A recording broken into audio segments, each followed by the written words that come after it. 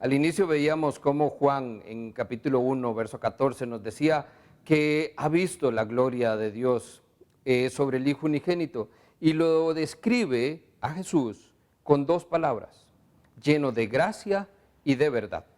Lamentablemente estas dos palabras hoy en la iglesia se han distanciado una de la otra y casi que han asumido posiciones extremistas en la iglesia. Casi que entonces estamos hablando como si fueran agua y aceite, blanco y negro, día y la noche, o como si fuera incluso Saprissa ahí.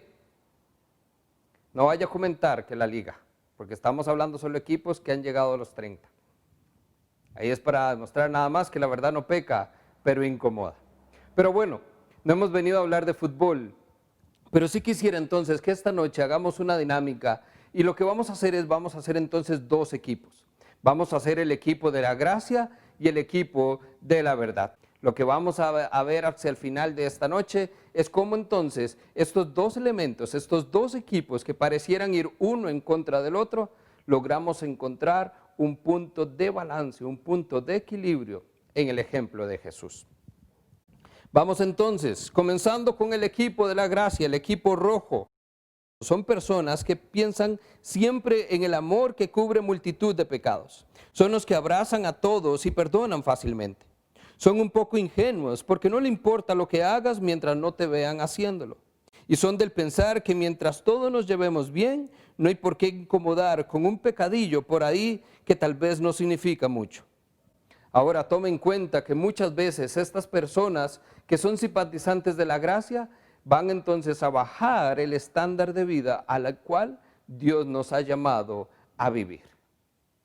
Ahora veamos entonces la contraparte, veamos al equipo de la verdad. El equipo de la verdad, los simpatizantes de este equipo son los que piensan en la ley que condena todas nuestras malas acciones. Son los que fácilmente te señalan y difícilmente te perdonan. Son prejuiciosos quizás y están atentos a todo lo que hagas, aunque no te conozcan. Y son del pensar que hay que decir las cosas y por eso le tiran a todo el mundo en Facebook y les gusta hacer un gran escándalo del pecado frente a otros. Ahora tome en cuenta entonces que estas personas que son simpatizantes de la verdad muchas veces olvidan que van a necesitar la gracia que con frecuencia se rehúsan a dar. La tensión entonces en nuestra vida se da cuando tratamos de encontrar ese punto de equilibrio que les mencionaba. ¿Cómo hacemos para balancear la gracia y la verdad si pareciera que estas dos realidades no van juntas y casi que son como la bella y la bestia? ¿Cómo hacemos entonces para ver eso que dice Juan, que logró encontrar en Jesús alguien lleno de gracia y de verdad? Juntas estas dos palabras. La tensión entonces la vemos por esto. La gracia sin la verdad carece de todo valor y sentido. Y la verdad sin la gracia es cruel y lastima a la gente. Ahora entonces consideremos por un momento la gracia de Dios. Si es que tan siquiera podemos lograr entender qué es este concepto tan amplio de la gracia de Dios. La gracia de Dios lo que nos dice es que no importa quién eres, de dónde vienes o qué es lo que hayas hecho, no importa dónde hayas estado, Dios todavía puede alcanzarte. Si la gracia no te saca las lágrimas recordando ese terrible pasado del cual Dios te ha sacado y te ha restaurado, no tienes idea de lo que es. Solo pensar que Dios atravesara a sí mismo por este valle de sufrimiento, por tanto dolor para su Hijo, para que nosotros no tuviéramos que vivirlo, ya nos hace darnos cuenta del amor incondicional que hay de parte de Él, a pesar de que somos pecadores. Esto lo hizo aún sabiendo que éramos pecadores. La gracia es ese favor inmerecido que usted y yo hemos recibido. ¡Wow! Increíble. Esto es como dice la canción, sublime gracia, inmenso amor, que un pecador salvó. Oh, cuán precioso fue a mi ser cuando Él me transformó. Fui ciego, mas hoy puedo ver, perdido, y Él me halló. No les sigo cantando la canción porque ahí perdemos de una vez todas las visitas que tenemos. Pero recuerde la canción, recuerde esas palabras preciosas que describen lo que entonces llamamos o denominamos la gracia de Dios. Ahora, Consideremos también entonces la verdad. Equiparemos esta balanza. La verdad de Dios es su estándar, su expectativa de cómo espera que Él tiene de que usted y yo vivamos de una manera acorde a sus mandamientos. Una santidad tan alta, tan perfecta y tan sin falla, que aún ni siquiera usted y yo en nuestro mejor día, tan siquiera podríamos compararnos con Él. La verdad de Dios es absoluta, es irrefutable. Algunos dicen que la verdad nos hará libres, y por supuesto que sí, pero no sin antes golpearnos primero. Nosotros tenemos que ver que nadie puede manejar la verdad, eso es una realidad. Muchos les encanta poder darla y todos quieren decirla, pero muy pocos saben recibirla y mucho menos aceptarla. Una de las acusaciones más frecuentes entonces que le hacían a Jesús era que se juntaba con publicanos y pescadores. También pescadores, pero publicanos y pecadores. A estas personas les escandalizaba que el maestro estuviera juntándose con estas personas de baja reputación, con personas que no pisaban el templo, con personas que eran recaudadores de impuestos, adúlteros, ladrones, fornicadores y otros que no gozaban de ninguna reputación buena en absoluto. Estas eran las personas con que Jesús se frecuentaba y con las cuales invertía mucho de su tiempo. Y Jesús lo hacía con una razón, porque estas personas no solo necesitaban escuchar una verdad que los fariseos estaban encargando de señalar muy puntual, sino que también necesitaban recibir y experimentar la gracia de Dios. Veamos entonces cómo lo manejó Jesús. Cómo es que Jesús llegó a este punto donde Juan lo describe como alguien lleno de gracia y de verdad. Y la única manera de hacer esto entonces es a la luz de las Escrituras. Vamos entonces, si tiene su Biblia por ahí, vamos a estar en el capítulo 8 de Juan a partir del verso 1. Jesús se fue al monte de los olivos y por la mañana volvió al templo y todo el pueblo vino a él y sentado él les enseñaba. Entonces los escribas y los fariseos le trajeron a una mujer sorprendida en adulterio y poniéndola en el medio le dijeron: Maestro, esta mujer ha sido sorprendida en el acto mismo de adulterio, y en la ley nos mandó Moisés apedrear a tales mujeres. Tú pues, ¿qué dices? Aquí entonces lo primero que vamos a notar en este texto es que nos dice o nos habla de un escándalo público. Dice que Jesús estaba enseñando, todo el pueblo había venido a él. Hay una multitud de personas ahí escuchando a Jesús y estos fariseos vienen y entonces lo que hace es, dice el verso 3, poniéndola en el medio. Note entonces la escena. La traen a esta mujer que está siendo sorprendida en adulterio y la ponen en medio del lugar donde Jesús está enseñando.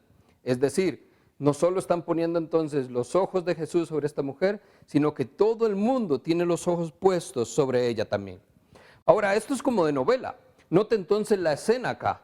Es como si nosotros en una reunión de domingo a las 10 de la mañana vienen y nos dejan a una persona y viene así esta multitud que dice: pastor, esta persona ha sido encontrada cometiendo adulterio. ¿Qué dice usted que hagamos con ella? Esta es la escena que está viviendo Jesús en este momento. Un grupo de personas que acusan públicamente a una mujer que ha pecado. Aquí es entonces donde toda la iglesia entra en tensión. Y aquí es donde entonces se quedan sin aire. Y esa es esa expresión de: cometió adulterio y la pescaron. Eso es lo que haría la iglesia. Todo el mundo, ahí estarían todas las señoras como: la vio, se dio cuenta. Esa es la reacción que naturalmente nosotros como iglesia hemos desarrollado. Por eso es que muchas veces los pecadores no encuentran espacio para venir a la iglesia, al templo. No que ahorita puedan venir, pero es lo mismo, es el acercamiento al lugar donde Dios se encuentra en medio de nosotros, porque la reacción que nosotros tendríamos cuando nos damos cuenta de su condición sería de asombro. Pero vea lo interesante, a Jesús no le asombra su pecado, no le gusta, no lo va a aceptar, pero no se va a asombrar como usted y yo lo hacemos normalmente cuando escuchamos del pecado de alguien más. Jesús simplemente, vamos a ver cómo reacciona más adelante. Lo segundo que vamos a notar acá, entonces, verso 4, dice, le dijeron, maestro, esta mujer ha sido sorprendida en el acto mismo de adulterio. La frase popular es, la agarraron con las manos en la masa. Veamos entonces, aquí la ley dice que Moisés manda a apedrear a estas mujeres. Verso 5. Aquí es entonces donde vamos, punto número 1 para el equipo de la verdad. Estamos hablando de la ley. Es donde entonces estas personas dicen, es que la ley dice que debemos apedrear a esta mujer. Aquí es entonces donde el equipo de la verdad toma fuerza, hace tiro y toma su primer punto. Presenta la verdad, la señala de una manera enfática y dice, y la ley nos dice que debemos apedrearla. Equipo azul, no se me acelere todavía, porque esto no determina el gane. Un par de detalles, porque aquí lo que hubo es fuera de juego, solo que el árbitro no lo está señalando. Note acá, hay un par de detalles que están omitiéndose hasta este punto. El punto es válido y ya lo tiene la verdad, pero vea entonces cómo se está dando esta verdad. Si la mujer fue sorprendida en adulterio, la pregunta es, ¿dónde está el hombre? Porque para que haya adulterio tienen que haber dos, pero el texto solo nos habla de que la mujer fue presentada delante de Jesús. El hombre no se nos dice qué pasó, el hombre ni siquiera está en escena. ¿Será entonces que fue un complot? ¿Será entonces que todo esto fue algo armado por los fariseos? Y más adelante lo vamos a ver el verso 6, donde dice, mas esto lo hicieron para poder tentarle y acusarle. La dejamos por ahí. Lo segundo que estamos omitiendo hasta este punto es que si en efecto fue sorprendida en el acto mismo, la ley de Moisés también exigía que hubieran testigos presenciales del pecado, del acto. Ahora, estos testigos tampoco se nombran acá, no se mencionan. ¿Será entonces que son los mismos fariseos los que estaban tirándose los toros por la barrera? ¿Será entonces que son estos fariseos los mismos que son los testigos, los que están presenciando este acto cometido? Y para que esto suceda, imagínense, ahí es entonces donde este asunto de que sí lo hicieron para poder tentar a Jesús y poder hacerle una trampa, toma un poquito de fuerza, que es lo que muchos piensan. Porque no se menciona ni el hombre, que también debía responder ante la ley, y tampoco se mencionan los testigos, que son los que en efecto tendrían eventualmente el derecho a lanzar la piedra para poder condenar a la mujer. Punto para la verdad, pero hay un fuera de juego ahí que necesitamos ver. Los fariseos conocían la ley al pie de la letra, pero desconocían totalmente a su autor. Número 3, lo que vemos acá entonces en el texto también es la expresión que le ponen a Jesús. ¿Tú qué dices, maestro? ¿Usted qué piensa? ¿Usted qué cree que debamos hacer? Le dicen los fariseos. Y aquí es entonces donde Jesús entra en escena. Cuando su juego está perdido, cuando su marcador está en contra y el tiempo se acaba, Jesús viene y agrega un tiempo extra. Nosotros debemos darnos cuenta que cuando ya hemos estado en un punto máximo de humillación, a este nivel público, recuerda la condición de la mujer, está en medio de todos. Cuando las pruebas hablan en su contra, ha sido sorprendida en el acto mismo. Y cuando cada caso que están haciendo tiene un fundamento para ir a juicio, es decir, para ser condenados, Jesús interviene y hay un antes y un después, porque Él se presenta como su abogado defensor. Fascinante. El verso 6 entonces nos dice que eso lo estaban haciendo para tentar a Jesús y poder acusarlo. Ya los fariseos lo que querían es entonces ver cómo Jesús iba a reaccionar. Y aquí nuevamente vemos dos elementos importantes en esto. Número 1, aquí lo que hay es entonces una estrategia en contra de Jesús. Dice, mas esto decían tentándole para poder acusarle. Los fariseos no están buscando la justicia de la mujer. Los fariseos no quieren entonces lograr que la ley se cumpla. Lo único que quieren es poner una trampa a Jesús. Pero vea lo interesante. Debió haber habido un hombre. ¿Dónde está? Debieron haber ido a Roma, no a Jesús.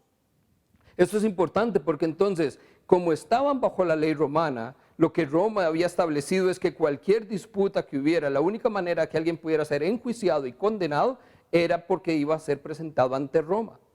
Entonces, si no lo hicieron, buscaron a Jesús, ¿es por qué?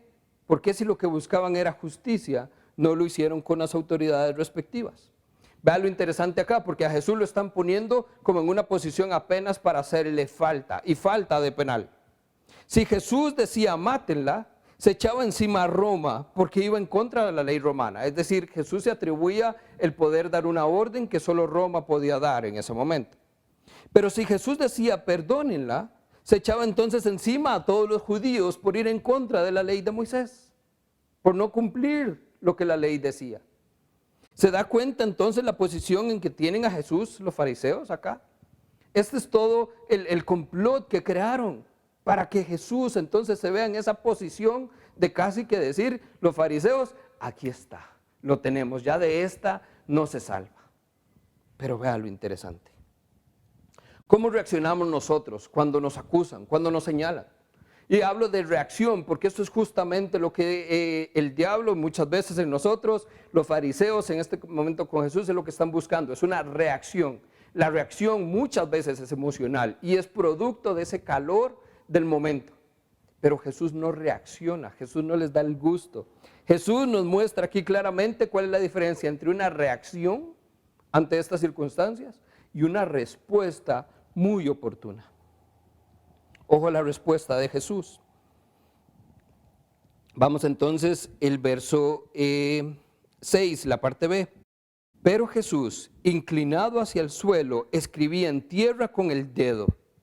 Hay muchas teorías entonces acá de qué es lo que Jesús estaba escribiendo en este momento, cuando entonces dice que estaba haciendo dibujos sobre la tierra. Jeremías 17:13 dice, Señor, tú eres la esperanza de Israel. Todo el que te abandona quedará avergonzado.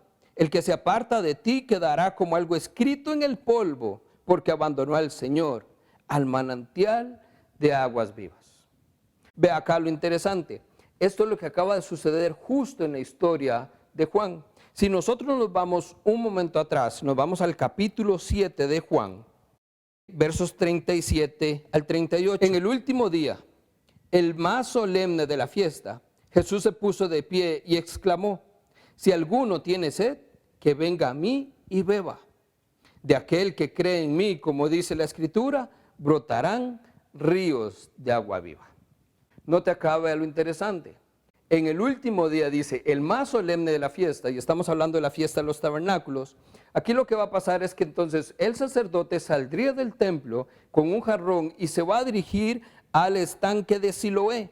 Y lo que va a hacer es que va a poder tomar agua natural, agua viva, que era lo que llamaban. Con esto entonces regresaba al templo y lo utilizaba para el rito del lavamiento. Aquí literalmente iba a verter esa agua sobre el altar. Y nótese que entonces esto se está dando por la fecha en que se realizaba la fiesta, en las épocas de sequía, en las épocas más calurosas. Por lo cual entonces muchos van a estar pensando, pero es que eso es un desperdicio de agua, es el agua natural, es el agua viva y la está derramando. Pero vea, aquí es entonces donde dice que Jesús entra en acción y les dice, vengan y beban. Y entonces aquellos que creen en mí, como dice la Escritura, brotarán ríos de agua viva. Pero en ese momento, que es lo que narra el capítulo 7, y usted puede leer la historia para que se dé cuenta, ahí lo que va a ver es que los fariseos rechazaron a Jesús, rechazaron lo que él estaba diciendo en ese momento. Y Jesús lo estaba diciendo, es esa agua que usted está derramando, soy yo soy el agua viva. Y el que cree en mí, de ellos va a brotar ríos de agua viva también. Pero los fariseos no lo creyeron y lo rechazaron. Y ahí entonces vemos que comenzó el dime que te diré, unos lo creyeron, otros no lo creyeron, al final se fueron todos para la casa, pero Jesús no, Jesús se fue al monte de los olivos a orar y entonces es donde caemos al capítulo 8, donde estamos hoy, donde dice, al día siguiente vino Jesús y estaba enseñando otra vez en el templo. Esta es la conexión fascinante que hay acá, por eso creo que muy probablemente es lo que sucedió en ese momento. Jesús entonces está ahí frente a los fariseos y lo que está es escribiendo en el polvo el nombre de los fariseos y quizás el pecado de cada uno de ellos. Y eso lo hacía para hacer un recordatorio de cómo lo habían rechazado, de cómo ellos entonces, conociendo lo que decían las escrituras en el libro de Jeremías, podían entonces entender claramente cómo era lo que él estaba haciendo en ese momento, cuál era su respuesta sin palabras ante su petición de qué es lo que él piensa. Esto claramente no fue lo que ellos esperaban. Aquí vemos cómo entonces Jesús tiene también una estrategia en contra de los fariseos y es muy, muy oportuna. Esto no lo vieron venir ellos. Ellos creyeron que tenían a Jesús donde lo querían, pero Jesús aprovechó el momento para más bien él ponerse donde debía estar y darnos un ejemplo maravilloso de cómo entonces podemos responder, no reaccionar ante las acusaciones. Veamos entonces, sigamos con el texto. Y como insistieron en preguntar, les enderezó y les dijo: el primero que de vosotros esté sin pecado, sea el primero en arrojar la piedra contra ella. En otras palabras, Jesús lo que les está diciendo es: ¿qué hay de sus pecados? ¿Son acaso diferentes a los de ella? Jesús podría condenarlos a ellos también, pero no lo hace. Y aquí es entonces donde viene el equipo de la gracia y anota su primer punto también. Jesús, en esta respuesta que les da, ya ahora sí verbal, a los fariseos, lo que les dice es: ¿y qué hay de su pecado? ¿Qué hay de lo que ustedes están haciendo también? Punto para la gracia. Aquí debemos recordar lo que Romanos 3:10 dice: justos no hay ni uno solo. Delante de Dios todos hemos pecado.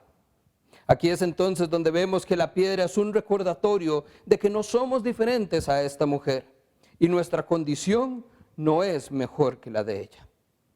La verdad no tiene por qué ser ruda, la verdad no tiene por qué ser lanzada con fuerza. No tenemos por qué andar agarrando a la gente ahí con bibliazos, diciéndole lo que la Biblia dice, lo que la ley dice. No se trata de eso. Vea el ejemplo que nos está dando Jesús. La verdad de Jesús es presentada simplemente.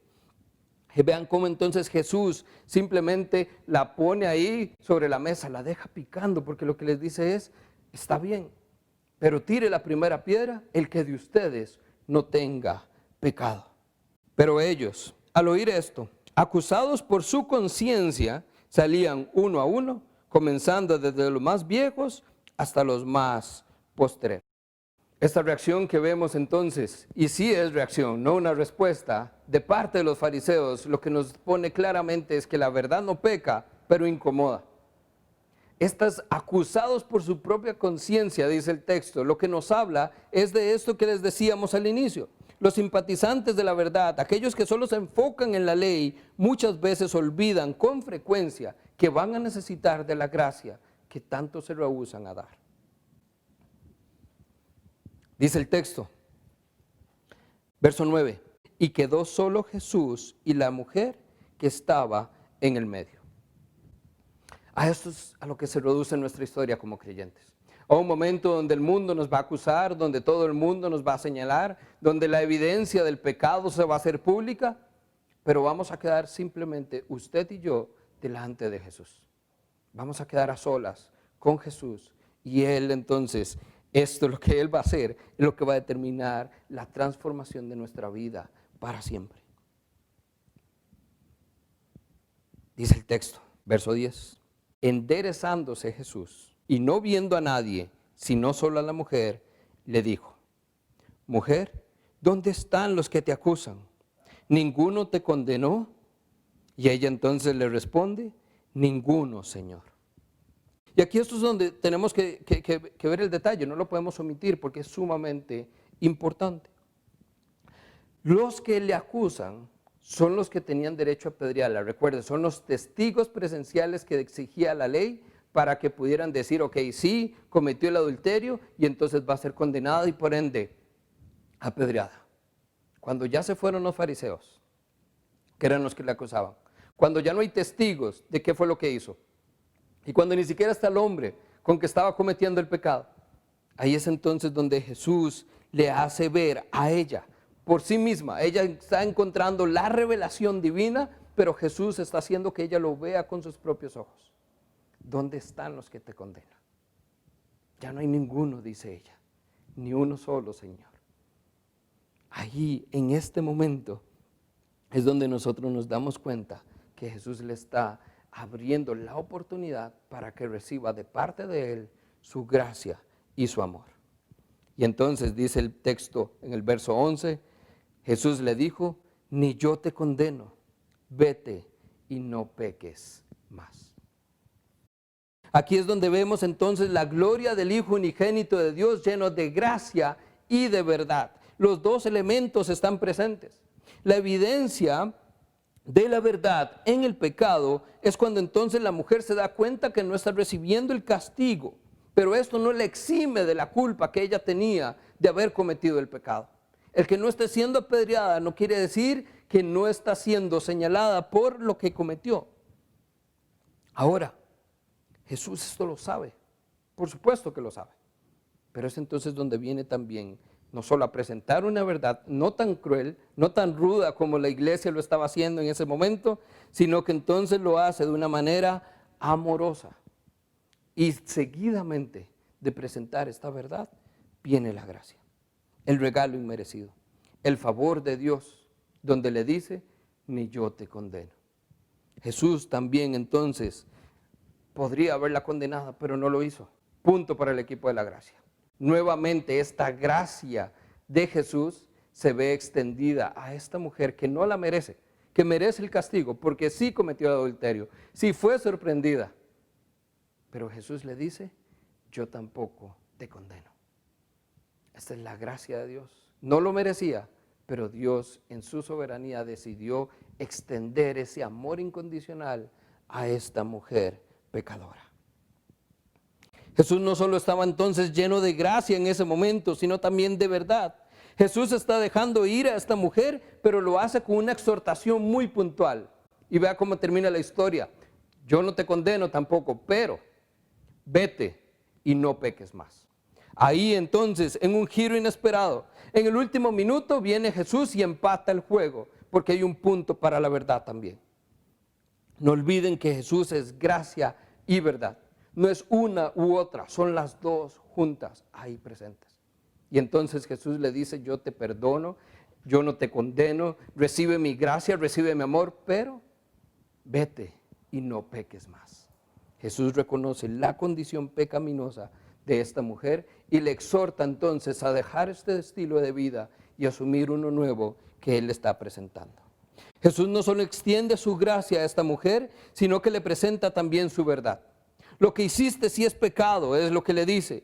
Entonces no lo hagas más, no lo vuelvas a hacer. La mujer se va entonces con ambas, una muestra de amor incondicional y una exhortación a cambiar su estilo de vida. Y aquí es entonces donde nosotros terminamos con esto. El último punto que nosotros podemos ver en el texto. Todos por igual hemos sido sorprendidos en el acto en algún momento. ¿Se imagina usted lo que se sentiría ser ella en ese momento? Todos los ojos puestos sobre esta mujer que está expuesta públicamente, que está siendo avergonzada, que está siendo señalada con todo el peso de la ley. ¿Se imagina ser ella? Yo podría.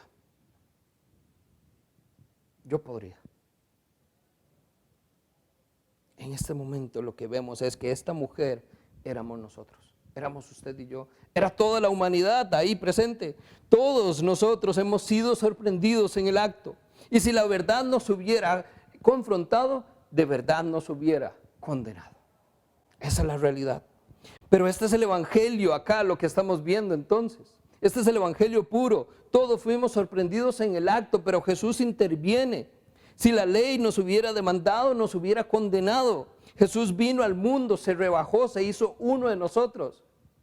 El verbo se hizo carne, habitó entre nosotros, tomó nuestra condición, se rebajó a la tierra donde nosotros estábamos como la mujer adúltera, ahí postrados en la tierra donde no valíamos nada, producto de nuestro pecado.